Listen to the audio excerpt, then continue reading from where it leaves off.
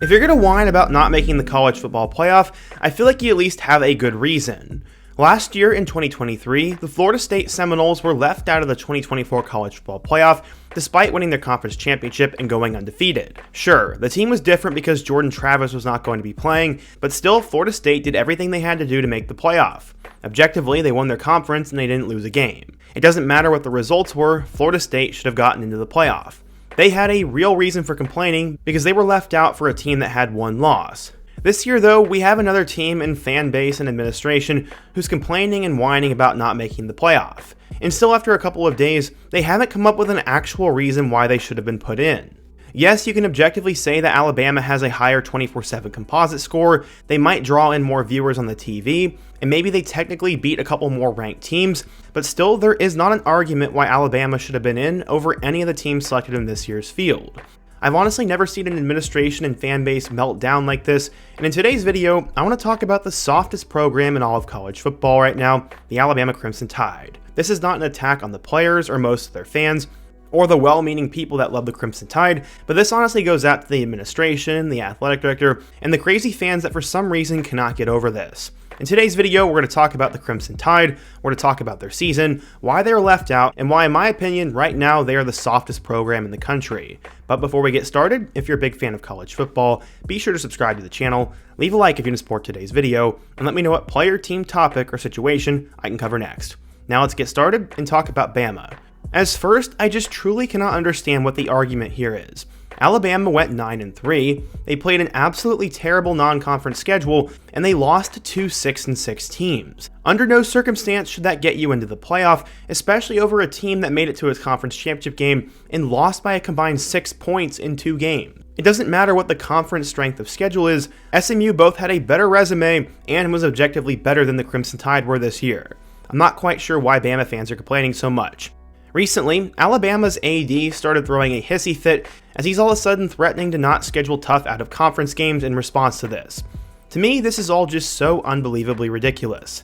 Alabama ended up playing 3 cupcakes and a 5-win Wisconsin team. They did not have this crazy juggernaut out-of-conference schedule, and honestly, they're one of the few teams that really can't claim they played a tough non-conference schedule. I'd understand if Texas A&M or Florida were mad, but they scheduled teams like Miami and Notre Dame. LSU scheduled USC, and Georgia had Clemson. I mean, if anybody doesn't really have an argument, it's the Crimson Tide this year. Yes, I'm sure they scheduled Wisconsin back in the late 2010 when the Badgers were much better, but right now, to really use that as an argument just sounds absolutely stupid. I know the athletic director's statement is full of sand too, because his administration and office makes a ton of money off these big non-conference games. I'm sure that home-and-home series with Texas was very profitable for them, and there's no circumstance in which Alabama is actually going to schedule 4 terrible teams in a row. It's just not going to happen. He is honestly just saying this to get attention, and is just trying to subtly blackmail the committee so that they don't get left out again. I mean, because honestly, Alabama has gotten special treatment. Again, I have nothing against the Alabama Crimson Tide, as Nick Saban is an unbelievably good coach. They have amazing players, they are really disciplined and well executed and always found a way to win, and that's why the Tide were the dynasty and that's why they were the best. But still though, they were definitely favored at times. They got more benefits of the doubt than anybody else did, especially last year. Last year, Florida State ended up going undefeated and won their conference championship. Alabama, on the other hand, ended up losing a game, and while yes, they did win the SEC championship game, they deserved to be second fiddle to Florida State objectively because they had one loss and Florida State didn't. Last year though, the committee decided to move the goalpost for them. They decided to put the Alabama Crimson Tide in instead of the Florida State Seminoles because that would be a better matchup on TV, and that's what America wanted to see. Again, I don't necessarily blame them, as it was probably going to be a better matchup than Florida State versus Michigan would have, but that's not the point of this. We are not supposed to decide these matchups, and we should not have any influence on these matchups. The committee should be well formed and have a good process to put the best teams in and do it as objectively as possible. Last year, they moved the goalpost for Bama to get in just for the sake of TV and because fans wanted it to happen. Well, this year they decided not to do that. The same arguments could be made. More people would probably tune into Alabama versus Penn State than SMU versus Penn State, and there might be more of a demand to see Bama play Penn State, but again, the Crimson Tide didn't deserve it, and this time the committee stood firm. In my opinion, this was 100% the right call, because SMU was 100 times more deserving of getting in than Alabama. As I've scoured around the internet and even talked to some of my friends, there's still so many people who say that Alabama should have gotten in over SMU just because they want to see a more entertaining game. Again, I don't really understand this argument, as SMU only lost 2 games and it was by a grand total of 6 points. This was a team that was very entertaining to watch. Alabama, on the other hand, got blown out by a terrible 6-6 Oklahoma team, lost to a 6-win Vanderbilt team, and then got outplayed by Tennessee. On 3 different occasions, Alabama lost games this year, so I really don't see the logic of how they're supposed to match up with Penn State any better than SMU did. In terms of the outer conference garbage, let's go ahead and compare the 2 teams, SMU and Bama. So the SMU Mustangs ended up playing Nevada, Houston Christian, BYU, and TCU. The Mustangs played 2 Power 5 opponents, and one of which was a team that tied for first in the Big 12. BYU was the frontrunner to make the college football playoff for a while, and they lost this game by a total of 3 points. Okay, so SMU played 2 good teams in the non-conference and traveled on the road to Nevada, which I'm not going to give that much credit for, but still was a road game. And Bama, on the other hand, played against Western Kentucky at home, South Florida at home, and then Mercer at home. I'm glad that Mercer had a great season in the FCS, but that game is not relevant. That is the same as Houston Christian for SMU. Western Kentucky ended up winning 8 games this year, and USF ended up winning 6, and then Wisconsin ended up winning 5. SMU beat an FCS team, a team with 3 wins, a Power 4 team with 8 wins, and then a Power 4 team with 10 wins. The Crimson Tide played 2 Group of 5 teams that won 6 and 8 games, an FCS school, and then a Power 4 school that didn't make a bowl game. And then to go alongside that, they had more wins, they made it to the conference championship game, and they only lost by a grand total of 6 points. Let's go ahead and calculate Alabama's score in that department. They lost by 5 to Vanderbilt, they lost by 7 to Tennessee, and then they lost by 21 to Oklahoma. They ended up losing by a grand total of 33 points, and SMU lost by a grand total of 6. But Scott, Alabama had so many more better wins than SMU did. Alright, let's take a look at that. We have to give Alabama credit for beating number 2 Georgia, as they were the SEC champion, and that was a dominating, good performance. Alright, I also have to give them credit for beating South Carolina. They won that game by 2, and the Gamecocks were fighting for a college football playoff spot. So objectively, they have really good wins against both Georgia and South Carolina. The Crimson Tide also beat the Missouri Tigers, who went 9-3, but as a Mizzou fan myself, I'm not going to pretend that this Mizzou team was by any means a juggernaut. Mizzou lost to the 3 best teams on their schedule and beat the 9 worst teams on their schedule. Mizzou was obviously good, but there was honestly no reason for the Tigers to be ranked that much this year. They didn't really deserve it. Still though, I'll give them that as a win. They also beat LSU, who won 8 games. That win looked better at the time, but in total, LSU won 8 games. Okay, so they beat Georgia, Mizzou, South Carolina, and LSU. Let's take a look at SMU's resume on the other hand. They beat TCU, who finished with 8 wins. They beat Louisville, who finished with 8 wins. And they beat Duke, who finished with 9 wins. This is where there is obviously brand bias. To do a quick wrap-up, Bama beat a 9-win Mizzou team, a 9-win South Carolina team, an 8-win LSU team, and an 11-win Georgia team. Other than that, their wins are against Group of 5 teams or programs that didn't make a bowl. SMU, on the other hand, beat a 9-win Duke team, 8-win Louisville team, 8-win TCU team, 7-win Boston College team, and a 7-win Pitt team.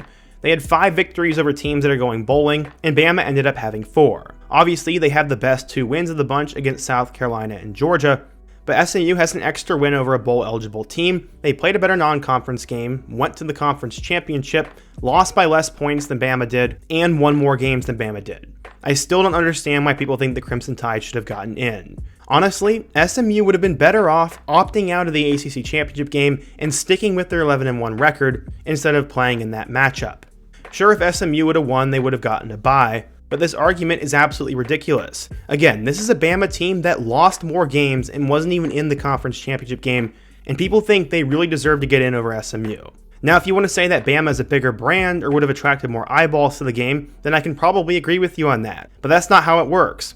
For example, if we went over to the NBA, let's say the Indiana Pacers were the 8 seed and the Boston Celtics were the 9 seed. If all of a sudden the NBA tried to put Boston in as the 8 seed and kicked Indiana to the 9 seed, the world would go up in flames. Their justification would be that Boston would have higher ratings than the Indiana Pacers would, but that is not an actual reason. Also, for example, let's say we're playing CYO football for 5th graders. 4 teams make the bracket at the end of the year, and one team goes 8-2 and the other goes 9-1. The 9-1 team grabs the last spot in the bracket, but at the end of the day, the commissioner decides to put the 8-2 team in at the 4 seed instead of the 9-1 team because the parents would rather see that happen, and quote unquote, in their eyes, they played tougher teams. I bet a lot of people would be furious at that. That's essentially what happened in college football last year. Objectively speaking, Florida State deserved the 4 seed last year, even though it wasn't as popular, and objectively speaking, SMU deserved the last spot instead of Bama, even though it wasn't as popular. The Alabama AD really should have thought about it more, because last year, the reason they got into the playoff was because of their tough non-conference schedule. Their only loss came to a Texas team that was in the playoff, and had Alabama played Wake Forest or something, they probably wouldn't have gotten in. The literal justification for Bama getting in the playoff last year was because you scheduled a tough non-conference, and now all of a sudden you're saying you're not going to play tough out-of-conference games because it left you out of the playoff, when it didn't. You were left out of the playoff because you lost 3 games, lost to 2 6-6 teams, got blown out by one of them, and just sadly ended up as the 13th best team. That's tough, and that's life. Sometimes it happens that way. And if Alabama really wanted to make sure they were in the field, they shouldn't have lost 3 games, they shouldn't have gotten blown out by Oklahoma, and they shouldn't have to pray for miracles going on in other conferences to help them get in. This was all in Alabama's control, and they ended up making the mistakes that cost them an opportunity at the postseason. If SMU was so unbelievably bad and unentertaining, then why didn't they lose to one of these teams in the ACC? They didn't get kicked around at home to a 6-6 team, and they took care of pretty much all the teams on their schedule. They objectively also played a tougher non-conference schedule, and they won 11 games. That's really all I have to say at this point, and it's just interesting that all this whining is coming from a fan base that has done nothing but win, be at the top, and found their way into pretty much every single playoff or national championship situation in the last 15 years. I just find it kind of funny that when your team has a down year or the goalpost isn't moved for you, everybody has to complain and threaten to leave for the ACC or to stop playing big-time opponents or throw mud at any other team that's not in your conference. It's just funny, and that's my rant for the day, but what do you guys think? If you're an SMU or Bama fan, what do you think of how the playoff rankings turned out? If you're a Bama fan who disagrees with me, please give me a real reason down below why they deserve to get in, and also be sure to let me know another topic I can cover next. Also, before you go, don't forget to also leave a like, subscribe if you're new, and check out one of the videos on the end screen. Hope to see you guys again soon, but until next time, peace.